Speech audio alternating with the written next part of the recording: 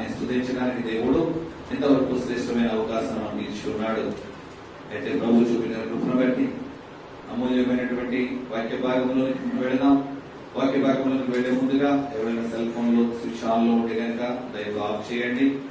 ఎందుకంటే వాక్యానికి విశ్వాసానికి ఆటంకం కలగకుండా ఉండలాగున ఫోన్ల మీద దృష్టి కాకుండా దేవుని వాక్యం మీద దృష్టి పెడదాం.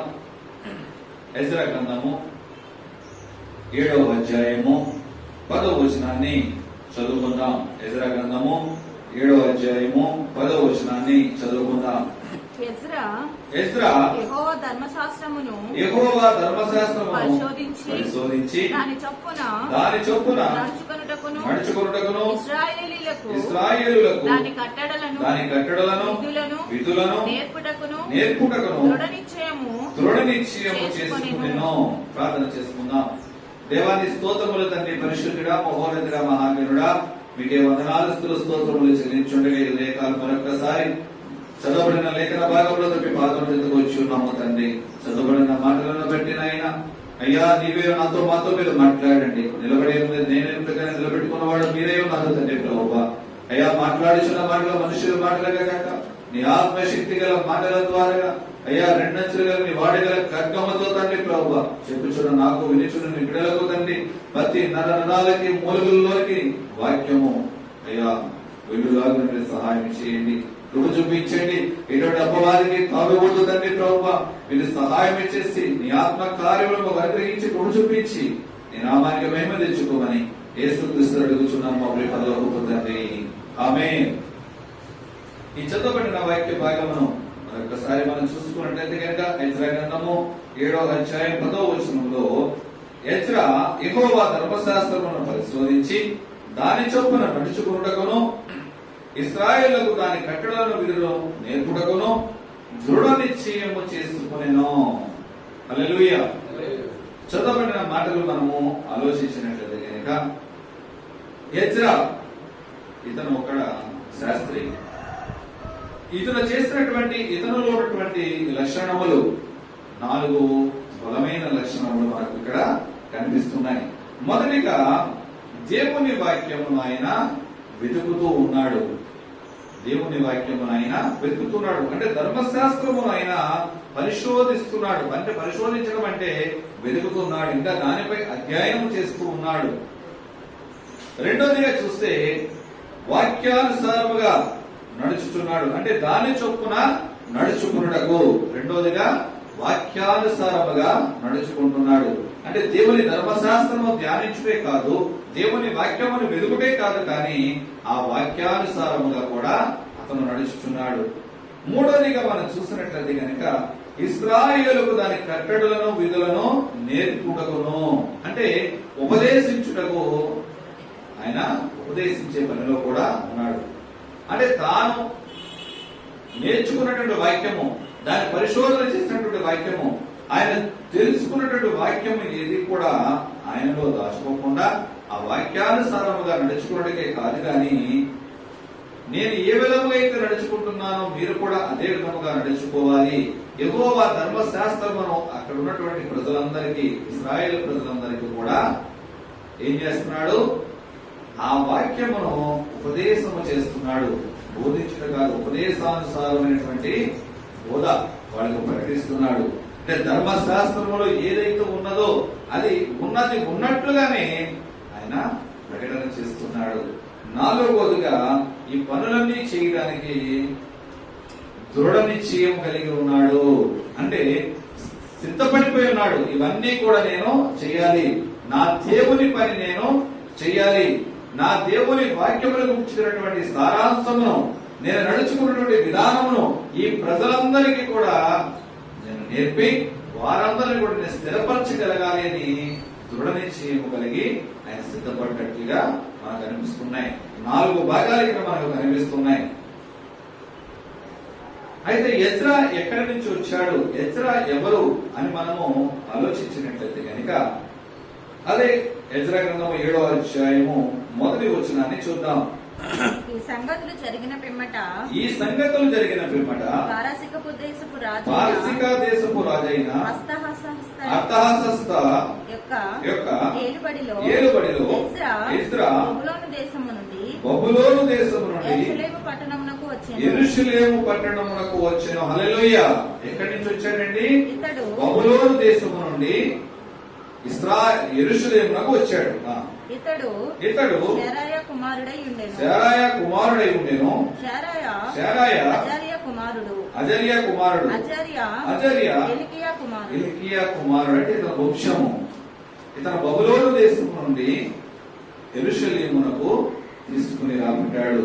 అంటే బబులోను లోకానికి సాదృశ్యముగా అపవిత్రమైనటువంటి దేశంలో నుండి పవిత్రమైనటువంటి దేశంలోనికి వచ్చేవాడు. అంటే అపవిత్రమైనటువంటి లోకముల నుంచి పవిత్రమైనటువంటి దేవుని మందిరంలోకి వచ్చినటువంటి ఎజ్రా.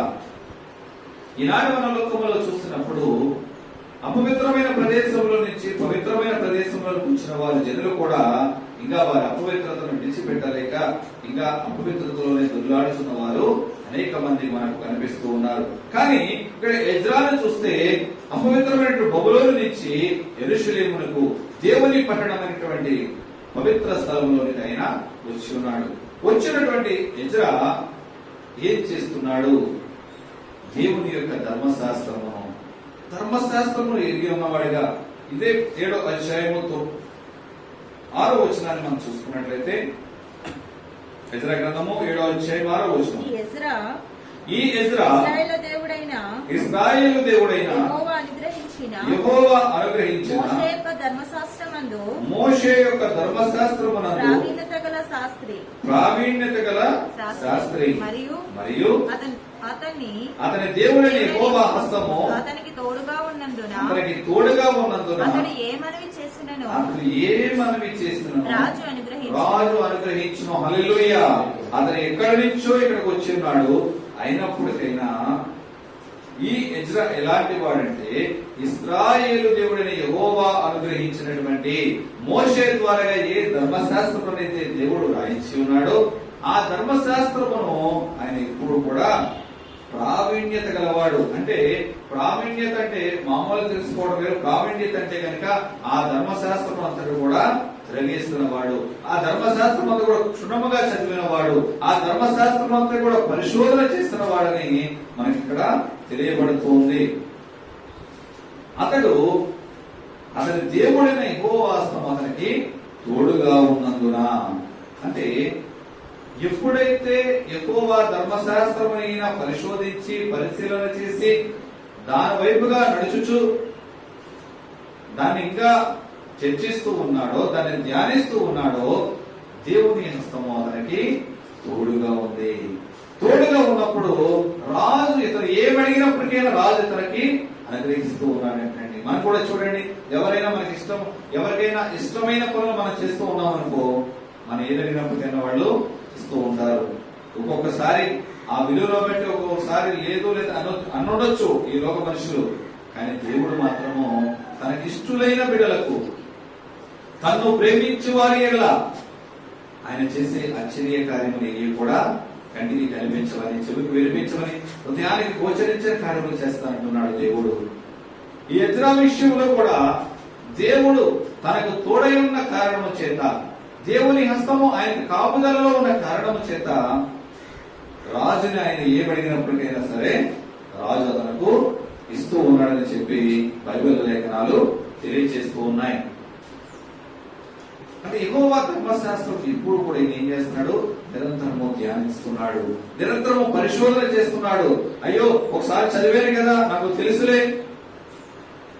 అనేక మంది మనం చూస్తూ ఉంటాం, బైబిల్ ఒకసారి పూర్తయింది అయినప్పటికీ అమ్మ నాకు చాలా జ్ఞానం వచ్చేసింది. ఎంత జ్ఞానం వచ్చింది, కానీ బైబిల్ నీకు చాలా మందికి ఇంకా రాదు. అనేక సంవత్సరాలుగా దేవుని నమ్ముకుని ఉండొచ్చు, కానీ ఇంకా బైబిల్లో ఏ అధ్యాయాలు ఎక్కడ ఉన్నాయో లేకపోతే ఏ పుస్తకాలు ఎక్కడ ఉన్నాయో కూడా చాలా మందికి తెలియదండి. చదువుకోలేని వారు పక్కన పెట్టండి, ఎందుకంటే వారికి చదువు అనే జ్ఞానం లేదు కాబట్టి వారిని పక్కన పెట్టరు. చదువు వచ్చిన వారికి కూడా ఇంకా బైబిల్ గ్రంథంలో ఏ బుక్, ఏ పుస్తకము, ఏ వాక్యం ఎక్కడ ఉన్నది చాలా మందికి తెలియదు. కానీ ఎజ్రా శాస్త్రి మాత్రము బైబిల్ను అంటే దేవుని యొక్క ధర్మశాస్త్రమును, అప్పుడు కొత్త నిబంధన లేదు, బైబిల్ గ్రంథాలు లేవు, ఒకటి ధర్మశాస్త్రము, మోషే ద్వారా రాయబడినటువంటి ధర్మశాస్త్రము. అది క్షుణ్ణంగా పరిశీలన చేస్తున్నాడు, ఇంకా పరిశోధనలు చేస్తూనే ఉన్నాడు.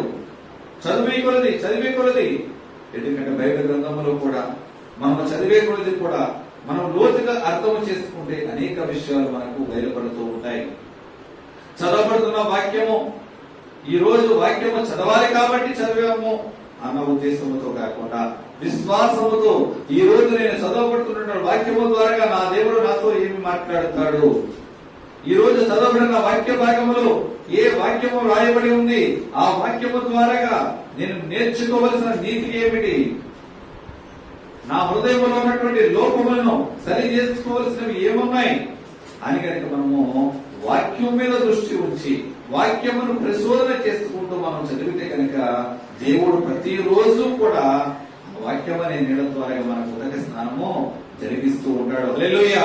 ఎందుకంటే వాక్యము మనకి ఏ విధముగా ఉండాలంటే కనుక జుప్పుకునేదిగా దినదినము మనం జుప్పుకునేదిగా ఏ విధముగా జుప్పుకోవాలి అంటే కనుక చిరుకుగడ మనం నమిలినప్పుడు ఆఖరు పుట్టు వరకు కూడా ఏ విధముగా అయితే మనం జుప్పుకుంటామో అట్టి విధముగా వాక్యాన్ని మనం జుప్పుకోవాలి తప్ప చెరుకడ తినేటప్పుడు ఎవరైనా అసహ్యంగా తింటారండి, ఎంతో ఆస్వాదిస్తూ. ఇప్పుడంటే మిషన్లు వచ్చేసి చెరుకు రసాలు తీసేస్తున్నారు, కానీ ఆ చెరుకు రసం తీసినటువంటి రసము చెరుకు గడ తిన్నంత టేస్ట్ గా ఉండదు. చెరుకు గడ తిన్నటువంటి రుచి చెరుకు గడదే, కానీ ఎవరు కూడా చెరుకు గడ తిన్నప్పుడు ముఖాన్ని వికారంగా పెట్టుకుని మనము తినము, దాన్ని ఆస్వాదించుకుంటూ తింటాం. దేవుని వాక్యమును కూడా మనం ఆస్వాదించుకుంటూ దేవుని వాక్యం అనేటువంటి ఆ రుచిని మనం జువ్వుకుంటూ ఆ వాక్యాన్ని తిన్నప్పుడు దేవుడు దినదినము కూడా ప్రతి వ్యక్తి కూడా మాట్లాడుతూ ఉంటాడు. ఇక్కడ ఎజ్రా చేసుకున్నటువంటి పని అదే. ధర్మశాస్త్రము బాగా తెలిసిన వాడిగా ఉన్నాడు. ఆ ధర్మశాస్త్రము దినదినము ధ్యానము చేస్తూ ఆ వాక్యాన్ని అనేక మందికి ప్రకటించేవాడిగా ఉన్నాడు. అంటే దేవుని వాక్యాన్ని ఇంకా వెతుకుతూనే ఉన్నాడు. మనం ఎంత వెతికినప్పటికైనా ఎన్ని సంవత్సరములుగా నువ్వు పుట్టిన మొదలుకొని చనిపోయేంత వరకు కూడా నువ్వు దినదినము నీ వెతికే ఆలోచనను బట్టి దేవుని వాక్యముపై నువ్వు ఇచ్చినటువంటి శ్రద్ధను బట్టి ఎంత వెతికినప్పటికైనా నూతన ఆలోచనలు దేవుడు ఇస్తూనే ఉంటాడు, నూతన తలంపులు దేవుడు ఇస్తూనే ఉంటాడు, నూతన మార్గాల్ని దేవుడు చూపిస్తూనే ఉంటాడండి. ఎందుకంటే దేవుని వాక్యము ఎప్పుడు కూడా అది కలిగిపోయేది కాదు, ఎప్పుడు కూడా దేవుని వాక్యము అంతమైపోయేది కాదండి. ఆయన వాక్కు శాశ్వతమైనది, ఆయన వాక్కు నిరంతరం ఉండేది. మనం పాట పాడుకుంటూ ఉంటాం, నీ వాక్యమే నన్ను బ్రతికించను, నీ వాక్యం నన్ను నడిపిస్తుంది, నీ వాక్యమే నాకు ఊపిరి, నా ధ్యాస అని అనేక విధాలుగా మనం పాటలు పాడుకుంటూ ఉంటాం. కానీ పాట పాడుతున్నటువంటి నోటి ద్వారా గానీ, పాట పాడుతున్నటువంటి హృదయం ద్వారా గానీ ఆ వాక్యాన్ని నీవు నేను ఆస్వాదించగలుగుతున్నామా? పాటలంటే పాడుకుంటున్నాం, వాక్యం అంటే చదవగలుగుతున్నాం, కానీ మనము ఆ వాక్యాన్ని పాటించగలుగుతున్నామా? ఆలోచించగలగాలి నా ప్రియ సంఘమా. వాక్యం వల్ల వచ్చే లాభం ఏమిటి? అసలు వాక్యం ఎందుకు చదవాలి? వాక్యం వల్ల ఏమి లాభం కలుగుతుంది మనకి? ఎందుకంటే ఈనాడు మన అందరికీ కూడా అలవాటు, మనం ఏం పని చేస్తే ఎందుకు చేస్తాం? మనకి లాభం ఉంటేనే చేస్తాం, అవునండి. దేవుని మందిరానికి కూడా ఎందుకు వస్తాం? మనకి లాభం ఉంటేనే దేవుని మందిరానికి వస్తాం, అవునా కాదా? మాట్లాడట్లేదు ఎవరు కూడా, అంటే ఏమంటే మళ్ళీ ఏమంటారు అని. ఈనాడు ఎక్కడ చూసినప్పటికైనా దేవుని మందిరానికి, అయ్యో దేవుని మందిరానికి వెళ్ళకపోతే దేవునికి కోపం వస్తుందేమో, లేకపోతే దేవుని మందిరానికి వెళ్ళకపోతే నేను చేసే పనిలో నాకు కలిసి రాదేమో, దేవుని మందిరంలోకి వెళ్ళకపోతే నాకు బలహీనతలు వస్తాయేమో, ఈ ఆలోచనతో దేవుని మందిరానికి వస్తున్నారు. కానీ దేవుని వాక్యము నాకు కావాలి, దేవుని వాక్యము నేను చదువుకోవడానికి, దేవుడు నాతో ఏమి మాట్లాడుతున్నాడో ఈ రోజు నాకు ఏ వర్తమానం అయితే నాకు ఇవ్వదలసి ఉన్నాడో అని దేవుని మందిరానికి వచ్చేవారు ఈనాడు కరువైపోయి ఉన్నారు. సో దేవుని వాక్యము చదవడం వల్ల వచ్చే లాభం ఏమిటి అన్నది మనము ఆలోచిద్దాం. యోహాను సువార్త 5వ అధ్యాయము 39వ వచనాన్ని చూద్దాం. యోహాను సువార్త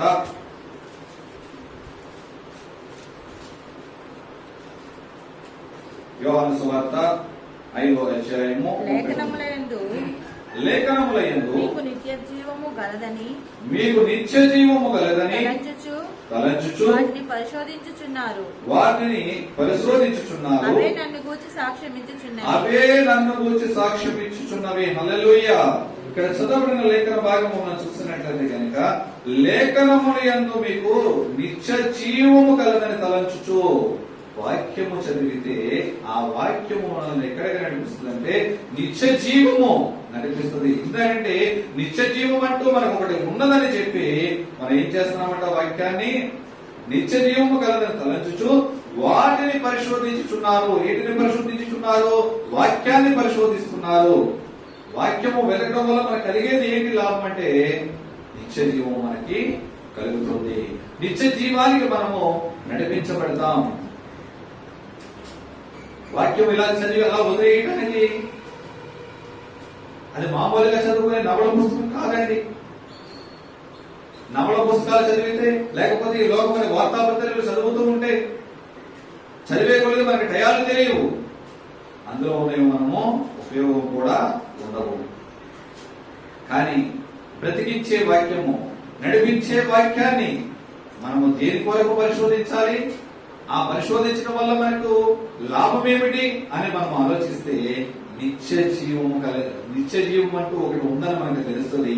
ఆ నిత్య జీవాన్ని నడిపించడానికి, ఆ నిత్య జీవం ఎక్కడైతే ఉందో ఆ నిత్య జీవానికి నడిపించడానికి మనకు మార్గము చూపిస్తుంది ఆయన వాక్యము. రెండోదిగా మనం చూసినట్లయితే కనుక కీర్తన గ్రంథము 119వ కీర్తన 18వ చరణాన్ని చదువుకుందాం.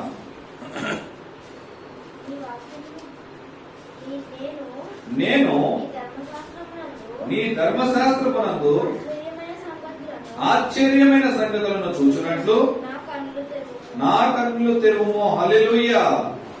దేవుని వాక్యము చదవడం వలన ఏంటంటే నీ ధర్మశాస్త్రమందు ఆశ్చర్యకరమైన సంగతులు, అంటే దేవుని వాక్యాన్ని మనం చదువుతుంటే ఆయన వాక్యంలో ఉన్నటువంటి ఆశ్చర్యకరమైన సంగతులు మనకు తెలుస్తూ ఉంటాయి. ఎందుకంటే దేవుని స్వర్తమానం నింపబడుతున్నప్పుడు దేవుని ప్రజలను పడుతున్న వారికి ఒక్కొక్కసారి ఇది బైబిల్ గ్రంథంలో ఉందా అనుకుంటూ ఉంటారు. ఎందుకంటే బైబిల్ చదివే ఆలోచన వారికి లేదు. దేవుని ధర్మశాస్త్రము ధ్యానిస్తే కనుక అందులో ఉన్నటువంటి ఆశ్చర్యకరమైన సంగతులు చూడడానికి, అంటే అటువంటి ఆశ్చర్యకరమైన చూసే నేత్రాలు దేవుడు మనకి కలుగు చేస్తూ ఉంటాడు.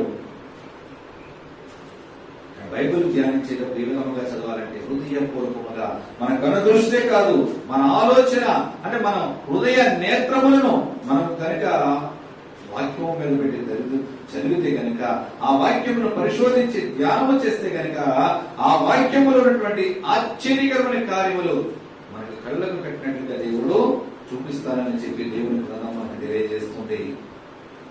వాక్యము చదవడం వల్ల కలిగే లాభాలు, వాక్యము చదవడం వల్ల మనకు కలిగే ప్రయోజనము రెండోదిగా ఏంటంటే దేవుని యొక్క ఆశ్చర్య కార్యములు మనము చూడగలము. తర్వాత మనం చూస్తున్నట్లయితే కనుక అపోస్తుల కార్యముల గ్రంథము 17వ అధ్యాయము 11వ వచనాన్ని చూద్దాం.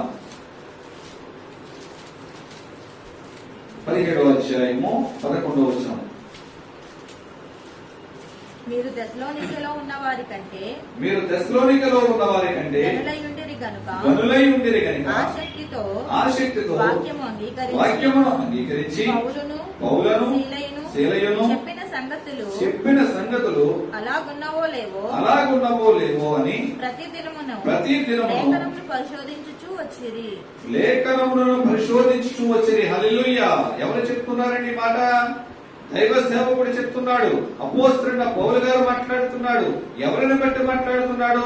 తాను ప్రకటించినటువంటి ప్రకటన, ఏ వాక్యమైతే పౌలు గారు ప్రకటిస్తున్నాడో, ఏ క్రీస్తుని గురించి అయితే ఆయన మాట్లాడుచున్నాడో, ఆ ప్రకటింపబడుతున్నటువంటి మాటలు, చెప్పుచున్నటువంటి దైవజనుడు మాట్లాడుతున్నటువంటి మాటలు కరెక్ట్ అయినవా కాదా? ఆయన యథార్థమైనవి చెప్తున్నాడా, తప్పులు చెప్తున్నాడా? ఆయన దేవుని వాక్యములోది ఉన్నది ఉన్నట్లుగా చెప్తున్నాడా, లేకపోతే కనుక కల్పితమైన మాటలు కలిపి చెప్తున్నాడా అని అక్కడ ఉన్నటువంటి జనులు ఆ వాక్యమును, లేఖనములు తిరగేసి పరిశోధన చేస్తున్నారు. అలా ఉన్నవో లేవో అని మీరు ప్రతి దినమును కూడా లేఖనములు పరిశోధించుచూ వచ్చింది. అక్కడ ఉన్నటువంటి వ్యక్తులను బట్టి పౌలు గారు సాక్ష్యం ఇస్తున్నాడు. ఎవరు ప్రజలంటే బెరాయాలో ఉన్నటువంటి ప్రజలు. మీరు తెస్సలోనికలో ఉన్న వారి కంటే కూడా ఉన్నతమైన వారు, గనులై ఉన్నారు. తెస్సలోనికలో ఉన్న సంఘమే ఘనమైన సంఘం అనుకుంటూ ఉంటారు, కానీ వారికంటే కూడా మీరు గనులై ఉన్నారు. కనుకని సేవకుడు చెప్తున్నటువంటి మాటలు అలా ఉన్నవో లేదో అని మీరు పరిశీలన చేస్తున్నారు. ఈనాడు లోకములో అనేకమైన అబద్ధ ప్రవక్తలు బయలుదేరుతూ ఉన్నారు. దేవుడిని నమ్ముకుంటే మీకు కష్టాలు ఉండవండి, దేవుడిని నమ్ముకుంటే మీకు అప్పులు తీరిపోతాయి, దేవుడిని నమ్ముకుంటే మీకు తెగుళ్ళు ఉండవు, దేవుడిని నమ్ముకుంటే అష్టైశ్వర్యాలు వస్తాయి. అనేక విధాలుగా భ్రమ పెట్టే ఆత్మ, దేవుని వాక్యములకు సంబంధించి కాకుండా వాక్యానికి విరుద్ధముగా బోధిస్తున్నటువంటి బోధకులు అనేక మంది తయారవుతూ ఉన్నారు. ఎందుకంటే దేవుడే మాట్లాడాడు, నా రాకడ సమీపించుతున్న కొలది అబద్ధ బోధకులు అనేక మంది వస్తారు అని. దేవుని వాక్యము చదవడం వలన మీరు ఎక్కడ వాక్యం విన్నప్పటికైనా, ఏ సేవకుల దగ్గర విన్నప్పటికైనా, ప్రకటించే సేవకుడు చిన్నవాడే కావచ్చు, పెద్దవాడే కావచ్చు, ఆ సేవకులు ఎవరైనప్పటికైనా మీ వాక్యము యొక్క ఆలోచన, అంటే దేవుని బైబిల్ గ్రంథమును గురించినటువంటి, దేవుని ధర్మశాస్త్రము గురించినటువంటి జ్ఞానము మనకు ఉంటే కనుక ఆయన చెప్పుచున్న మాట యథార్థమైనవో లేదో మనకు అర్థమవుతూ ఉంటాయి. ఈ బెరాయా మనుషులకు ఎందుకు అర్థమైంది? వాళ్ళ ధర్మశాస్త్రము ధ్యానించి ఉన్నారు, ఎప్పుడు కూడా వాళ్ళు పరిశోధన చేస్తూ ఉన్నారు కనుక అక్కడ దైవజనుడు చెప్పిన మాటలు అలా ఉన్నవా లేదని చెప్పి వాళ్ళు పరిశోధన చేస్తూ ఉన్నారు. దినదినము పరిశోధన చేస్తున్నారు. అయ్యో ఈ రోజు చెప్పబడిన మాటలు యథార్థమైనవే కదా అని చెప్పి మరడి దినం గురించి దానిని మరుగులు పెట్టట్లేదండి. దాని కొరకు మళ్ళీ వాళ్ళు పరిశోధన చేస్తూనే ఉన్నారు, దాని కొరకు వారు కనిపెడుతూనే ఉన్నారు. అంటే ఒకవేళ దైవజనుడు చెప్పిన మాటల్లో దోషములు ఉంటే కనుక ఒకవేళ ఆ మాటలు వినడానికి కూడా వారికి మనసు ఒప్పదు. ఎందుకంటే బైబిల్కు వ్యతిరేకమైన మాటలు ప్రకటిస్తున్నాడు కనుక ఆ మాటలు యథార్థమైనవా కాదా అని నీకు తెలియాలంటే మనం ఏం చేయాలి? వాక్యమును బాగా చదవాలి. వాక్యమును చదివేటప్పుడు మన కనుదృష్టి కానీ మన హృదయం కూడా వాక్యం మీద ఉంచి ఆ వాక్యం అనే గుజ్జును మనము స్వీకరిస్తూ ఉండాలి. ఎప్పుడైతే వాక్యం మీద మనం శ్రద్ధ పెట్టామో చెప్పబడుతున్న మాటలను బట్టి, ఒకవేళ ఈ రోజు మూల వాక్యము ఒక వాక్యము చదవబడిందంటే కనుక వెంటనే మనకు గుర్తొస్తుంది మనం చదవబడినటువంటి మాటలు. ఓహో, ఈ ఎజ్రా శాస్త్రి గారి గురించి నేను చదివాను. ఈ ఎజ్రా శాస్త్రి గారు ఎలాంటి వాడు? ధర్మశాస్త్రమును బాగా ఎదిగి ఉన్నవాడు, ఇశ్రాయేలు జనాంగమునకు ధర్మశాస్త్రముల గురించి ప్రకటించిన వాడు. వెంటనే మనకు ఆలోచన వస్తుంది. ఆ మాటలు మూల వాక్యాలను బట్టి ఈ రోజు ఈయన నడవడికను బట్టి మనకి ప్రకటిస్తున్నారు. ఏ రిఫరెన్స్ తీసినప్పటికైనా ఆ రిఫరెన్స్ బట్టి మనకు ఆలోచన వస్తూ ఉంటుంది.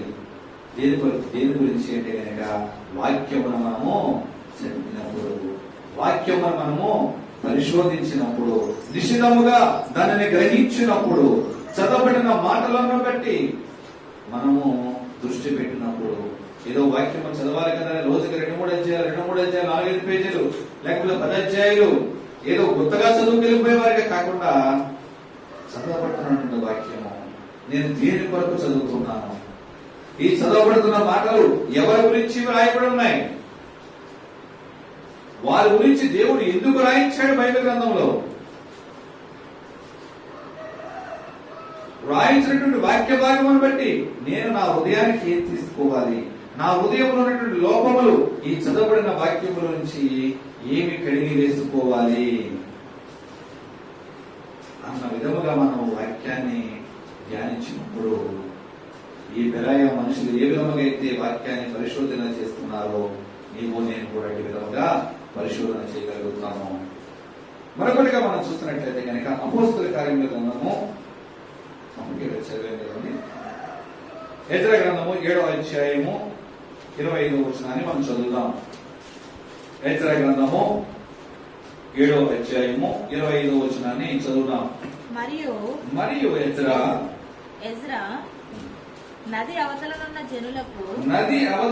జనులకు తీర్పు తీర్చుటకే నీ దేవుడు నీకు దయచేసిన జ్ఞానము చొప్పున నీవు నీ దేవుని యొక్క ధర్మశాస్త్ర విధులను తెలుసుకున్న వారిలో కొందరిని అధికారులుగాను న్యాయాధిపతులుగాను ఉంచవలెను. ఆ ధర్మశాస్త్ర విషయములో తెలియని వారెవరో వారికి నేర్పవలెను. హల్లెలూయా. ఇక్కడ మరియు ఎజ్రా ఎవరు మాట్లాడుతున్నారండి? ఇక్కడ అక్కడ దేశాన్ని 127 సంస్థానాల మీద అధిపతిగా ఉన్నటువంటి అర్థహస్త రాజు మాట్లాడుతున్నాడు. ఎజ్రాకు రాస్తూ మాట్లాడుతున్నాడు. మరియు ఎజ్రా అంటే అక్కడ కొన్ని పనులు అప్పగిస్తున్నాడు. కొన్ని పనులు అప్పగిస్తూ అక్కడ ఆయన పురమాయిస్తున్నాడు. నది అవతల ఉన్న జనులకు తీర్పు తీర్చుటకు. నది అవతల మనం ఉన్నాం. నది అవతల ఇంకా రాజ్యాలు ఉన్నాయి. అక్కడ ఇంకా జనులు ఉన్నారు. వారికి తీర్పు తీర్చుటకు నీ దేవుడు నీకు దయచేసిన జ్ఞానము చొప్పున, అంటే దేవుని యొక్క ధర్మశాస్త్రము ధ్యానించడం వల్ల, దేవుని వాక్యమును ధ్యానించడం వల్ల దేవుడు నీకు నాకు ఏమి అనుగ్రహిస్తాడయ్యా అంటే జ్ఞానమును అనుగ్రహిస్తాడని బైబిల్ లేఖనాలు తెలియజేస్తున్నాయి. దేవుడు వాక్యమును ధ్యానించడం వల్ల ప్రతి వ్యక్తిలోనూ కూడా జ్ఞానం అనుగ్రహింపబడుతుంది. దేవుని వాక్యమును చదువుట వల్ల ప్రతి వ్యక్తిలో కూడా మాట తడబడివాడు కూడా మాటకారిగా మార్చబడతాడు. దేవుడు తన నోట దేవుని వాక్యం ఉంచుతాడు. ఎందుకంటే నెత్తివాడినటువంటి మోషేను వాడుకున్నాడు దేవుడు. దేని కొరకు? నేను నెత్తివాడిన ప్రభువా, నేను మాటమాన్యము గలవాడిని, నాకు తెలియదు అప్పటికైనా నిన్ను పంపుచున్నవాడును నేను. నువ్వు నెత్తివాడైతే ఏంటి? అవునండి, దేవుని వాక్యం చదవడం వలన. ఇక్కడ రాజు మాట్లాడుతున్నాడు, చక్రవర్తి మాట్లాడుతున్నాడు. నీ దేవుడు నీకు దయచేసినటువంటి జ్ఞానము చొప్పున వారి తీర్పు తీర్చడానికి పంపిస్తున్నాడు. దేవుని వాక్యము చదివే విధానంలో గల జ్ఞానం, దేవుని వాక్యము మనం పఠించడంలో దేవుడు మనం అనుగ్రహించేది జ్ఞానం. 4 విషయాలు మనం చెప్పుకున్నాం. దేవుని వాక్యము చదువుట వల్ల నిత్య జీవం ఎక్కడుందో మనకు తెలుస్తుంది. నిత్య జీవానికి వెళ్ళడానికి మార్గము మనకు కనబడుతుంది వాక్యములో. ఎప్పుడంటే వాక్యం మీద దృష్టి ఉంచినప్పుడు. వాక్యం మీద మన కన్ను దృష్టి, మన ఆలోచన, ఉదయ నేత్రములు తెరిచి మన వాక్యాన్ని చదివినట్లయితే కనుక ఆశ్చర్యమైన సంగతులు చూడడానికి దేవుడు మనకు కృప చూపిస్తాడు.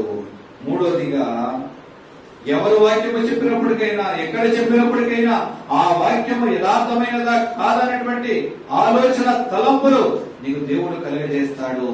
వాక్యము ఎప్పుడు కూడా నిరంతరము చదువుతూ ధ్యానిస్తూ ఉంటే గనక, వాక్య హృదయ లోతులలోంచి నువ్వు తీయగలిగితే గనక, ఎవరు చెప్పినప్పటికైనా చెప్పబడుతున్న మాటలు బట్టి ఆ చెప్పుచున్నటువంటి వ్యక్తి అబద్ధ ప్రవక్త లేకపోతే గనక నిజమైన వాడన్నది నువ్వు గుర్తుపెట్టే స్థాయికి దేవుడు నిన్ను ఎదుగుదల చేస్తాడు.